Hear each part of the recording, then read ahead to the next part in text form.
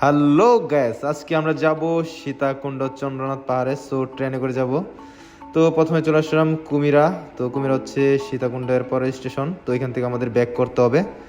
তো আমরা ব্যাক করতে করতে চলে আসলাম চন্দ্রনাথ পাহাড়ে। তো অনেক রাত ছিল, যার কারণে এতটা ভিডিও ধারণ করতে পারি নাই। তো চন্দ্রনাথ পাহাড়ে আমরা ভোর 5টার দিকে পৌঁছে গেলাম। তো গ্যাস, অনেক প্রতিকার পরে আমরা সারা রাত ভ্রমণ করে সীতাকুণ্ড পাহাড়ে চলে আসছি।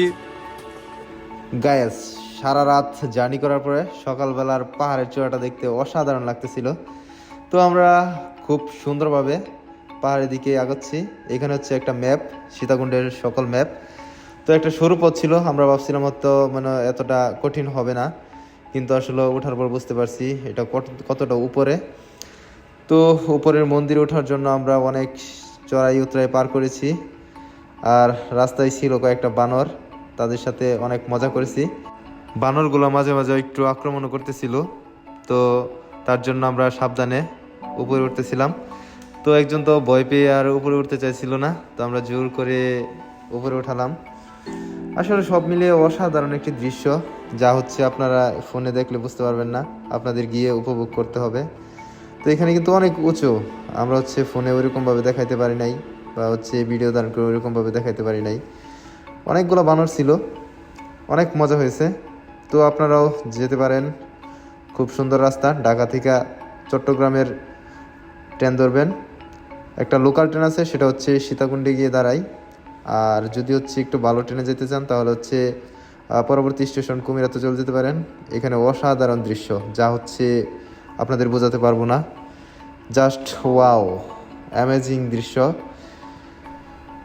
সকালবেলা আসলে সারা রাত জার্নি করে এখানে উঠলাম। তো ওঠার পরে মনটা ফ্রেশ হয়ে গেল।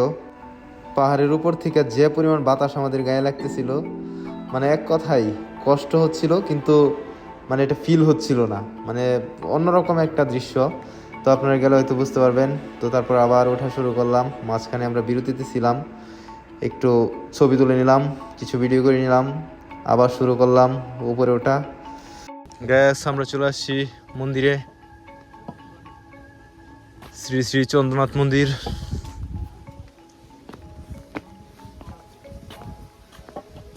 জাস্ট অসাধারণ ভিউ, লক্ষ টাকার ভিউ এক কথায় বলতে গেলে। এখানে কিছু ব্যানার ছিল চন্দ্রনাথ মন্দিরে, তো ওদের রুলস অনুযায়ী এখানে হচ্ছে পুজো ব্যতীত আমাদের ঢোকা নিষেধ ছিল, যার কারণে হচ্ছে আমি চন্দ্রনাথের ভিতরে যেতে পারি নাই। তো মন্দিরটা অনেক সুন্দর, অনেক উপরে। তো এখানে ঘুরতে পেরে আমার অনেক ভালো লাগছে, যার কারণে হচ্ছে আমরা চন্দ্রনাথ মন্দির আসা। তো অনেক শুনেছি এই চন্দ্রনাথ মন্দিরের কথা, আর হচ্ছে এই চন্দ্রনাথ পাহাড়ের কথা চট্টগ্রামে। তো আমরা ঘুরতে আসতে পারি নাই অনেক সমস্যার কারণে, যার কারণে আজকে চলে আসলাম। তো এক কথায় অসাধারণ। তো আমাদের ওইরকম একটা মানে ভোগান্তি পোহাতে হয় নাই, সুন্দরভাবে আমরা চট্টগ্রাম চলে আসছি। মন্দিরের ভিতরটা দেখেন। তো মন্দিরের সাইড দিয়ে কিন্তু আবার নামার রাস্তা। এখানে হচ্ছে একটা প্লাস পয়েন্ট হচ্ছে, একদিক দিয়ে নামতে হয়, আরেক দিক দিয়ে উপরে উঠতে হয়, যার কারণে হচ্ছে প্রত্যেকটা ভিউ পয়েন্ট আমরা হচ্ছে খুব সুন্দরভাবে দেখতে পারছি। তো ভিউ পয়েন্টগুলো জাস্ট অসাধারণ ছিল। তো আপনারা চাইলে আসতে পারেন। ঢাকা থেকে খুব সহজ, শুধু খালি একটা চট্টগ্রামের ট্রেন ধরবেন, জাস্ট চলে আসবেন। এমনকি আপনারা বাসেও চলে আসতে পারেন। তো ট্রেনে আসলে আমার মনে হয় সবচেয়ে সহজ, কারণ ট্রেনের জার্নিগুলো হচ্ছে ওইরকমভাবে শরীরে হিট করে না, যার কারণে হচ্ছে আপনি সব কিছু ইজিলিভাবে দেখতে পারবেন, আপনার ক্লান্তিবোধ কাজ করবে না। জাস্ট ওয়াও, বলার মতো ভাষা নেই। জাস্ট আমরা চলে আসবেন, এই সাইডটা হচ্ছে নামার রাস্তা। তো আপনারা হচ্ছে একদিক দিয়ে উঠবেন, আবার হচ্ছে চন্দ্রনাথ মন্দিরের পিছন দিয়ে নেমে যাবেন। তো চন্দ্রনাথ মন্দিরের পিছনের যে ভিউটা, সেটা আসলে অস্থির ভিউ।